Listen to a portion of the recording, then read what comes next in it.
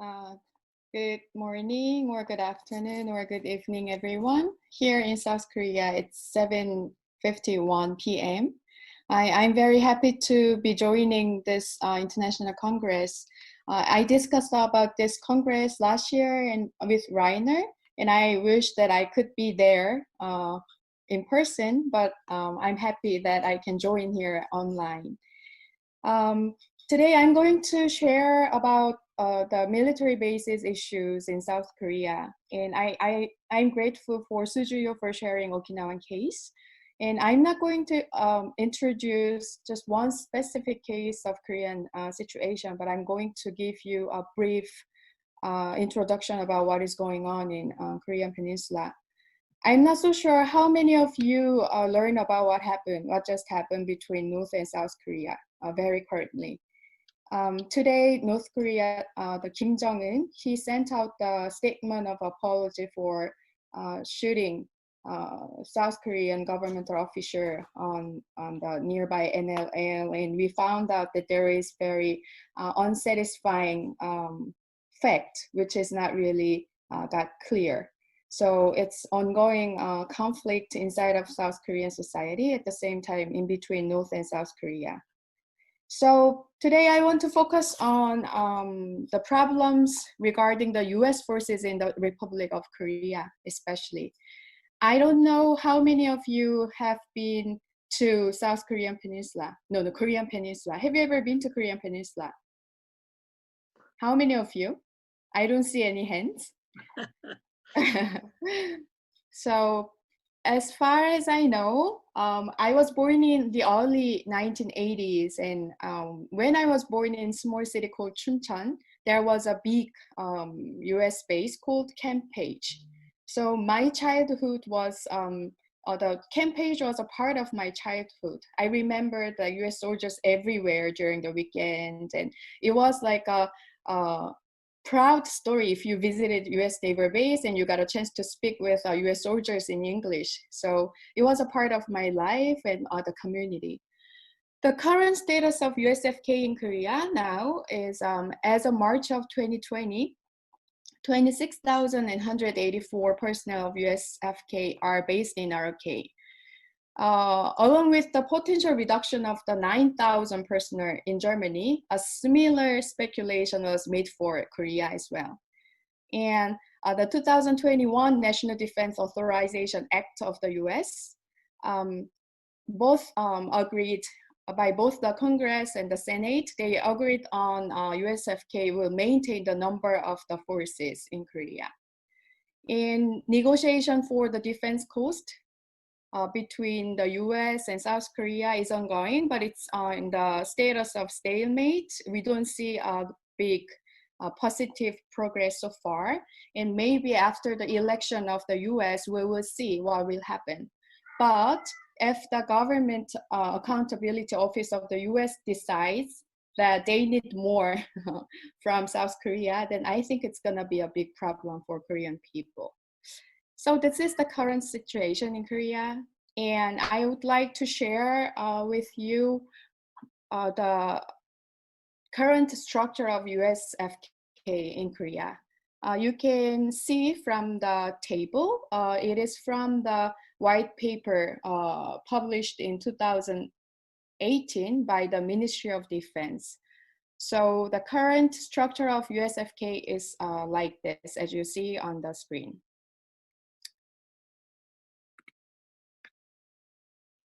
So I would like to share about the changes in US forces in Korea.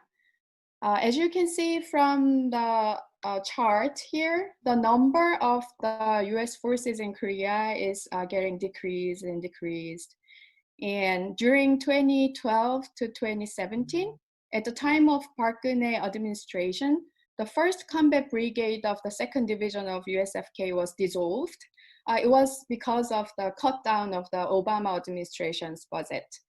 And the second Bush administration, the US shifts from forces stationing to circular and rapid dispatch. So the number of the US forces in Korea is getting decreased and decreased. But still, it has remained with a certain number, somehow like 20,000 US forces in Korea. And we do have US shift from the US soil every 9 months. So there is ups and downs, little ups and downs in the number of US forces in South Korea. And this is my observation from the readings and the news articles and my colleague activists. It looks like currently USFK operates more air forces than land force in ROK, it looks like. And USFK, the deterrence aims not only at DPRK, but also at China. Most of you already know. I'm sorry, are you here? Are you listening to my cat's voice? Sorry. Its main military strategy geared towards containing China. So now the situation of South Korea, it's getting more difficult and difficult. We do have DPRK and we don't have very nice relationship with Japan so far. I'm looking forward to a better relationship with Suga, Prime Minister, but I'm not so sure.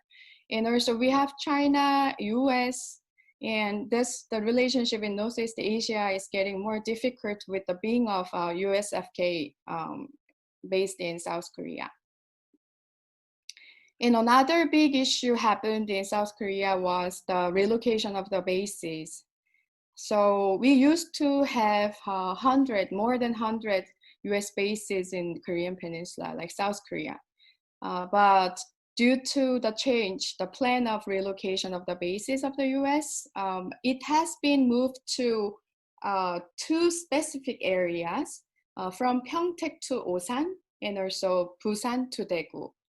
So now you can see from the map, now we have like 80 US bases, but they are now concentrated on 2 specific areas. So Pyeongtaek and Osan is very close to Seoul. It's really close to Seoul. So if you take a subway from Seoul Station, you can get to Pyeongtaek in 30 minutes.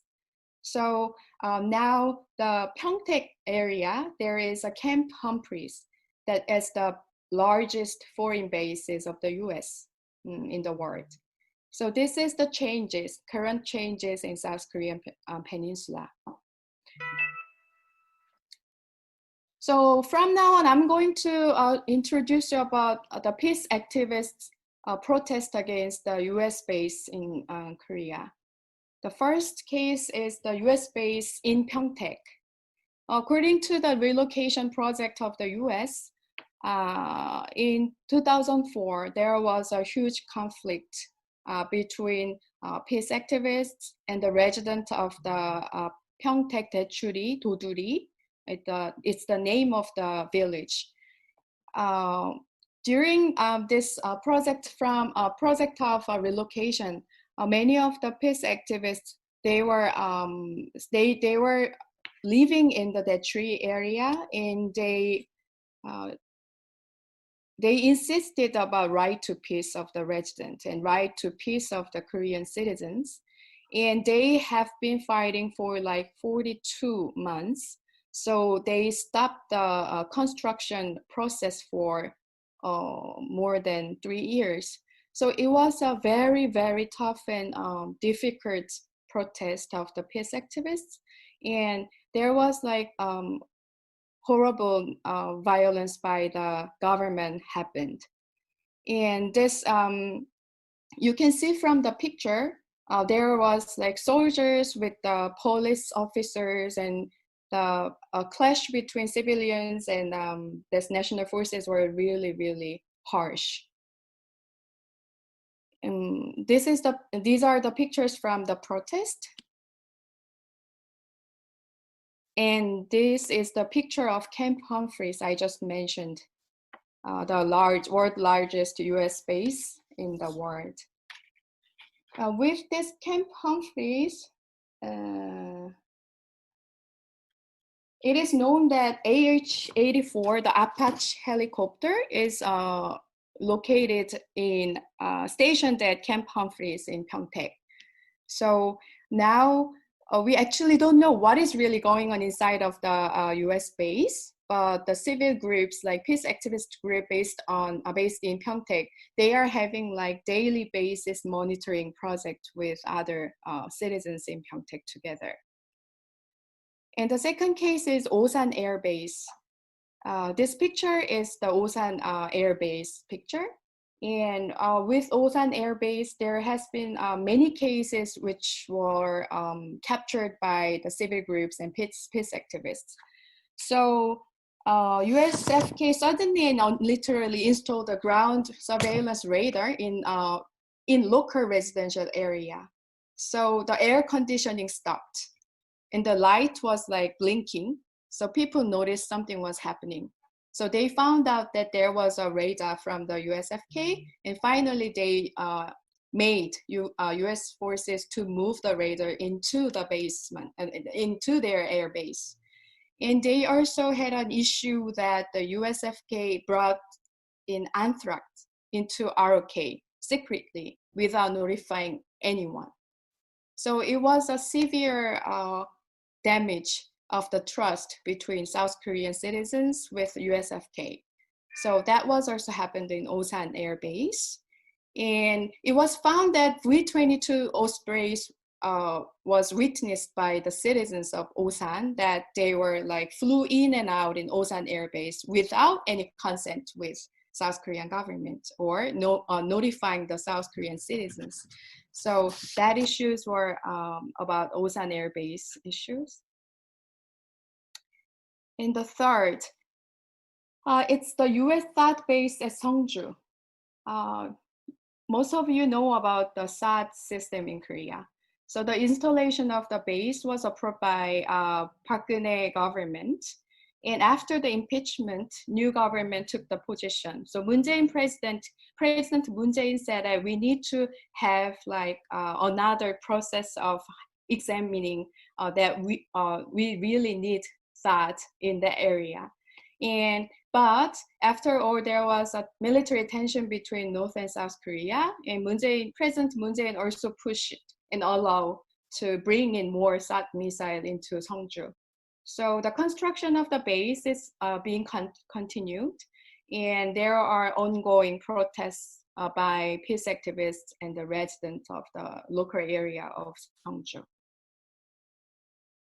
The fourth case is the case of expansion of the Kunsan US Air Base. These are the picture of the Kunsan Air Base. Actually, they started with 1,035 hectare, and they requested more. So South Korean government gave them like 212 hectare, and then now they are expecting more to be given. So the local people of Kunsan, they are protesting against the plan of expansion of the US base in Kunsan, but we are not so sure that the protest can stop the expansion of the Kunsan US Air Base. And the Kunsan City Council adopted a recommendation to stop this expansion plan. But the thing is, at the end of the day, the decision-making right is with the Ministry of Defense. So the protest is ongoing. And the fifth case is USFK. They requested only runway at the new Saemangeum International Airport, which is just next to Kunsan Air Base. It's just 1.3 kilometers away from Kunsan Air Base. And Saemangeum area, they are now building a new international airport, and they are planning to open the airport by 2028. And recently, it turned out to be like US forces requested South Korea to build a special taxiway road for US Air Base of Kunsan. So they want to connect international airport with Kunsan Air Base. So there is another protest against this, but it's not much known for Korean general public. And the sixth case is about Gangjong Naval Base in Jeju Island. Actually, I didn't plan, but I found out my friend joining this international congress now. So I would like to invite my friend. Her name is Curry. She is a peace activist based on Jeju Island. She is doing monitoring and doing peace protest Gangjong Naval Base at the Gangjong Naval Base on daily basis. So I think she can give you more better introduction about what is really happening in Gangjong on daily basis. Curry, are you there? Yes, I'm here. Thank you. Hi. I wasn't expecting to speak during this Congress today, but I'm glad to share some more information about the Gangjong Naval Base here on Jeju Island. So I'm not Korean, actually I'm American, but I've lived here for 4.5 years. So I've gotten to see how this base is being used. It's technically a South Korean base.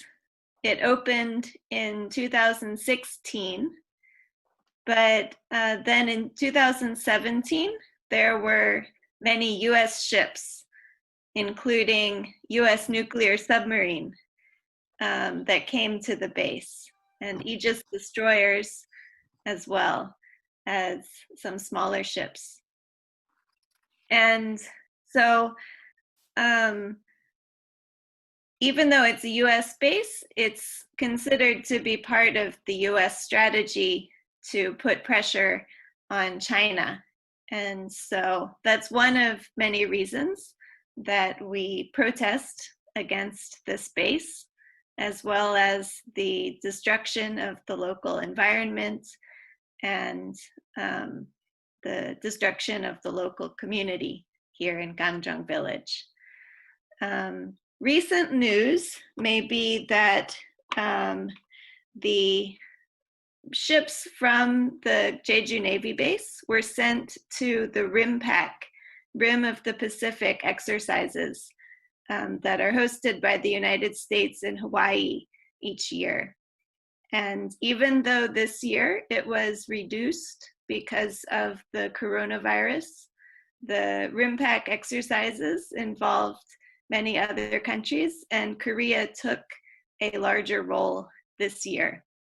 So just a few days ago, the 2 ships and 570 soldiers who participated in RIMPAC arrived back here in Jeju after the RIMPAC exercises in Hawaii and then other international war exercises in Guam before they returned here. So recently in Gangjong, we've been trying to show solidarity with the people of Hawaii who are protesting against RIMPAC. And I should mention also one activist who entered the Jeju Navy base, or 2 activists entered the Jeju Navy base in March to pray for peace and remember the original coast of Gangjong village. And yeah, they have been on trial until the first part of the trial ended yesterday. And one activist, Song Gang-ho, was sentenced to 2 years in prison and another to probation. And briefly, if I mention, so you can remember one person in prison now for protest against this base. And one other person to mention, there's also plans for a new airport here in Jeju, and it seems likely to be used as an Air Force base as well. And one citizen who's from the area where the airport will be built has been fasting for 16 days and is currently fasting outside government offices in the mainland of Korea. His name is Kim Kyung-bae. So yeah, I shouldn't keep talking too long, but I'm glad I had a chance to share some updates from Jeju Island, as well as Ayang's very well organized presentation to give the big picture in Korea. So thank you for this opportunity, and greetings to everyone Thank you, there. Curry. Thank you very much for speaking. I think I spent my time almost, right? I need just like 2 or 3 minutes to finalize my presentation. Thank you, Curry, once again. I want to share about the impacts of being of USFK in Korea. Most of you know about the status, the agreement between South Korea and the US. It's a very unequal legal structure for South Korean citizens against US military soldiers in a crime or any legal. If any crime happens, there is unfair treatment for special treatment for the US soldiers. So due to these issues, we have like lots of problem in base towns in South Korea. And also some of you mentioned earlier, the sexual violence done by US soldiers to Korean women is really horrible and severe. And also Pat just mentioned about the environmental damage by the militarization. And also we have the same problem nearby the US bases. So the pollution and toxic contamination of the base and land and environment, it's ongoing issue. And also the weak judicial jurisdiction over USFK personnel in the case of criminal activities as an ongoing long history problematic situation that we are facing in Korea on daily basis. And also ROK-US mega-scale land-air joint exercises. It is happening almost every year.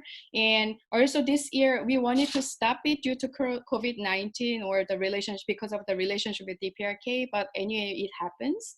So this always caused the military tension strong tension between North Korea and South Korea.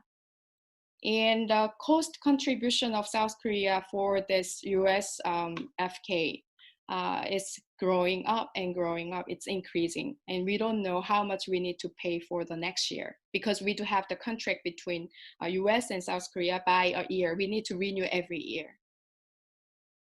Running out of time. So please check that. I think the security issues caused by USFK is like this. Now the situation of Northeast Asia is going unstable. And we don't know what will happen between the US and China.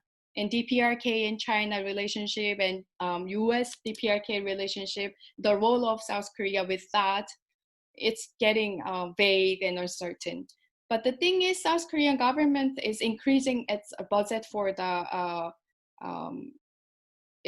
budget for the defense Ministry of Defense, and we are now spending much more money than before. So I think it will bring us to highly militarized Northeast Asia in the future as well. So it is not really optimistic. In the last slide. Now, from 2018 till now, the Moon Jae-in government is trying to bring North Korea to become a just member of the international society, but it is not really working with the relationship with the US. And as I mentioned already, these joint military exercises are ongoing and the size is getting bigger and bigger. And also we have the issue of the wartime command authority. So this joint exercise is the precondition to bring back the wartime command authority from the US to South Korea. So if we are not finishing or finalizing the joint exercise, then we cannot attain the wartime command authority of South Korea till that we, finish. We satisfy the measures of the evaluation by the US government on this wartime command authority. So it was a long presentation, I'm sorry. This is my briefing about what is going on in South Korea, and I couldn't really decide which topic to focus, so I wanted to give you the brief overview about what is going on. Thank you very much. I will stop here. Thank you for listening.